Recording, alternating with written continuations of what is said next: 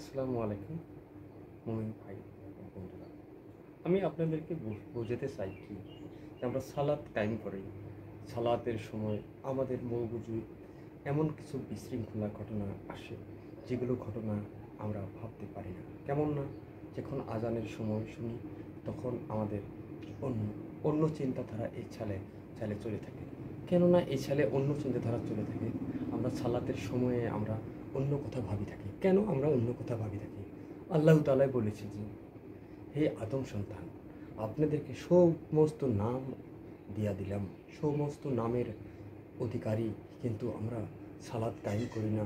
আমরা আজানের সময় বেলেগ বন্ধুর সাথে আমরা নানান ধরনের যেগুলো আলোচনা না, যেগুলো ইসলামিক চিন্তাধারার কথা না, সেগুলো কথা আমরা জড়িত হয়ে থাকি।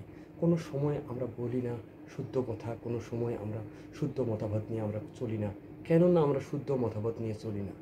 এই শুদ্ধ মতামত নিয়ে না চলার কিছু কারণ আছে। এই কারণটা দাজ্জাল থেকে এসেছে কি, এই কারণটা ইবলিশ থেকে এসেছে। ইবলিশ সে সময় যেভাবে আমাদের পূর্ব পিতাকে আমাদের বেহেশত থেকে বাহির করার একটা পরিকল্পনা ছিল, তেমনি আমরা সালাত কায়েম করার সময় আমাদের ছেলে আমাদের মজুগুতে একটা কাজ বিষাদ বিরাজমান চলে থাকে, অন্তরে আরেকটা চলে থাকে। কেননা আমাদের মাইন্ড ছেড়ে যেটা কাজ করে সেটা কাজ আমাদের অন্তরে করে না, আমাদের অন্তরে অন্য আর একটা চিন্তাধারাতে আমরা বিরাজমান হয়ে থাকি। কেননা এমন চিন্তাধারা আমাদের মাইন্ডসেটে বিরাজমান হয়ে থাকে। আমরা কথা বলি, কথা বলার সময় কোনো সময় একবার ভাবি না ইনশাআল্লাহ আল্লাহ আমাদেরকে হেফাজত করবেন। আল্লাহ তাআলার দ্বারাই আমরা এই দেখো আমরা কত ছোট ছিলাম, মার গর্ভে একটা শুক্রাণু থেকে আমাদের জন্ম হয়েছে। কেননা এই শুক্রাণুটা আল্লাহের ইচ্ছায় আমাদেরকে সৃষ্টি করেছে মার গর্ভ থেকে। কিন্তু আমরা শুক্রাণু ছিলাম তখন, যদি আমাদের সঙ্গে আল্লাহ ছিলে, কিন্তু এখন আমরা বড় হয়ে গেছি, কেন আমাদের সাথে আল্লাহ থাকে না? আমরা কেমনও আল্লাহকে ভুলে গেলাম। এই ভুলে যাওয়ার কিছু কারণ আছে। পরিবেশে এসে এমন কিছু ধরনের পরিবেশে আমরা চলছি, যে পরিবেশে কোনো সময় ইসলামকে প্রশ্রয় দেয় নাই। ইসলামের ভালো ভালো কথাগুলো, ইসলামের সবচেয়ে নরম চিন্তাধারাগুলো কোনো সময় বিরাজমান পরিচালনা করতে দেখা পাইনি।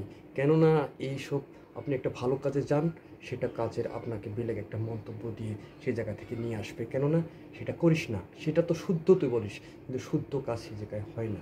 কেননা এমন ধরনের আপনার মজুরিতে একটা অ্যালগোরিজম ইউজ করে দিয়েছে, যে অ্যালগোরিজমে দেখো আমাদের ভবিষ্যৎ কী করে দেয়। একটা কথা ভেবে দেখো, আমাদের বাচ্চা ছেলেরা এখন পাবজি, ফ্রি ফায়ার গেমে খুব ব্যস্ততা। কেননা এটা এমনই এক অ্যালগোরিজম, যে অ্যালগোরিজম সারা দিনটা শ্যুট করে থাকো, সারা দিনটা মোবাইলের স্ক্রিনে দেখে থাকো, যাতে কোনো সময় ছালাদের কথা মনে পড়ে না। আজানের আওয়াজ কানে আসলে যাতে আজানের আওয়াজটা আসে না, তার জন্য ইয়ারফোন লাগায় নেয়। কোনো গেমার এমন আছে, ওনাদেরকে গেমার বলে, যে ওরা এত ইন্টেলিজেন্ট নিজেকে ভাবে যে আমরা সব কিছু জানি, আমরা ফার্স্ট, আমরা ওয়ার দিতে জানি, সব কিছু করতে জানি। কিন্তু আল্লাহ তাআলা বলেছে যে যুদ্ধ করতে ফিজিক্যালি না, যুদ্ধ করতে বলেছে মনের সাথে, জেহাদ করতে বলেছে। জেহাদ সূরা আল জেহাদে বলেছে, তুমি তোমার নফসের উপরে যে জেহাদ করো, তুমি তোমার শত্রুর উপরে জেহাদ করতে বলে নেই। তুমি যদি নিজের নফসকে ঠিক করতে পারছো, তাহলে তোমার সারা জীবনের করা আমল, সারা জীবনের করা গুনাহ খাতাগুলো তোমার মাফ করে দেওয়ার জন্য আমার আল্লাহ বারবার কোরআনে বলেছে যে তুমি সালাত কায়েম করো, আমি তোমার সারা জীবনের যতগুলো ইচ্ছা আছে, তোমার সারা জীবনের যতগুলো গুনাহ আছে, সমস্ত গুনাহ খাতা মাফ করে দেব। কিন্তু আমরা সালাতের সময় আমরা অন্য ধরনের চিন্তাধারায় গুছে যাই। আমরা যখন ভালো কাজ একটা করতে যাই, তখন আমাদের চিন্তাধারা অন্য বিরাজমান হয়ে যায়। কেননা আমাদের এটা একটা অ্যালগোরিজমে আমাদেরকে এন্ট্রি করে দিয়েছে। ইনশাআল্লাহ এই অ্যালগোরিজম থেকে একটা সময় আমরা বিস্তারিতভাবে বাড়ে আসতে পারবো। কেননা আমরা স্মরণ করে থাকবো, ইসলামকে কোনো সময় ভুলবো না, ইসলামের কথাগুলো নিয়ে কোনো আলাদা বিভ্রান্তি দেব না, মন গড়া কোনো ধরনের উক্তি দিয়ে কোনো ধরনের মতামত দেব না। এই ধরনের চিন্তাধারায় যদি আমরা চলে থাকি, সচরাচর আমরা একদিন হলেও আমাদের শুদ্ধটা পেয়ে যাব। সূরা বাকারার কথা বলেছি আমি, সূরা বাকারাতে বলেছে যে ওনাদের অন্তরে ব্যাধি রয়েছে, ওনাদের অন্তরে ব্যাধি রয়েছে, ওরা কখনো শুদ্ধ গ্রহণ করেনি, আর শুদ্ধ ওরা কখনো গ্রহণ করবে না। আরও বলেছে, সূরা বাকারায় বলেছে, আরও যে ওনাদের অন্তরে মোহর মেরে দেওয়া হয়েছে। ওনাদের চক্ষু দিয়ে যেটা দেখে সেটা আমার অন্তরে আলাদা একটা দেখে। তাদের মাথার মাইন্ড সেলটে যেটা ইউজ হয় সে সেলগুলো নিজে নিজে সেলগুলো ফ্লাশিং হয়ে থাকে। কেননা যে সেলগুলো মরে যায় সে আবার জন্ম হলেতে সে মানুষটার সে কথাগুলো মনে হয়ে যায়। আপনারা জানো সায়েন্স, যারা সায়েন্সের লোক আছে তারা জানেন যে যখন আমাদের কোনো কথা একটা স্মৃতি শক্তি এসে যায় তখন আমাদের সেল বৃদ্ধি হয়ে যায় মজবুতে।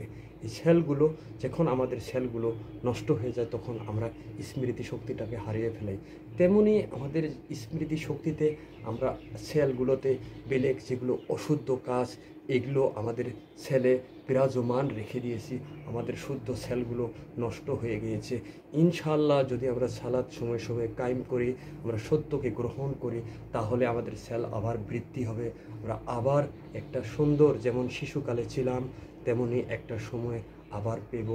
এই কথাটা সবে স্মরণ করে বন্ধুরা, আমার মুসলিম মুমিন ভাইয়েরা, আমি সবাইকে অনুরোধ করি আপনারা একবার হলেও আল্লাহ তাআলার কাছে স্মরণ করে সত্য পথের জন্য একবার সমাজ ব্যবস্থা কি অন্য ভাই বোনকে সবাইকে বোঝানোর চেষ্টা করো যে সত্যটাই হলো আমাদের জীবন।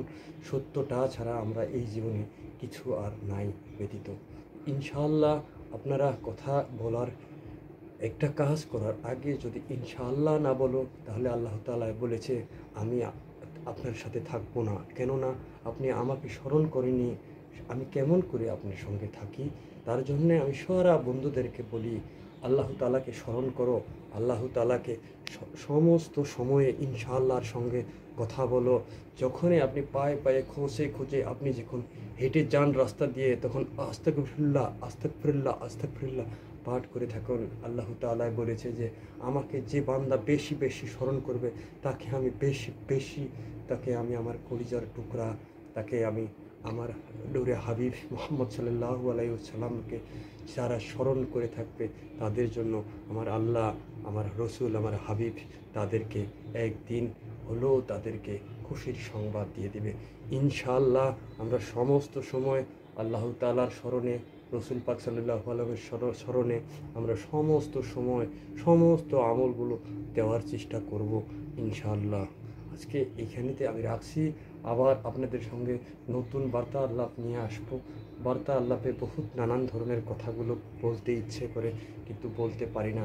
কেননা একটা এমন সিচুয়েশন আসবে যে সিচুয়েশনের সময় তোরা ভাবতে পারবে না যে এই সময়টা কি হয়ে গেছে, এই সময়টা কি আবার হয়ে আসবে। আমি ইনশাল্লাহ আপনাদেরকে বলি যে একদিন আমরা সত্যটা দেখতে পারবো, সত্য আমাদের মাঝে বিরাজমান হবে। যে ভালো থাকেন, ভালোবাসার সখী পরিবার সবাইকে স্বাগতম, সবাইকে মঙ্গল কামনা করে ইনশাআল্লাহ আপনাদের সঙ্গে আবার দেখা হবে। আশরাফুল আলম বলছি আমি। কিছু ভুল ত্রুটি ক্ষমা আপনার জানারে আজকে সমাপ্ত করছি। আল্লাহ হাফেজ।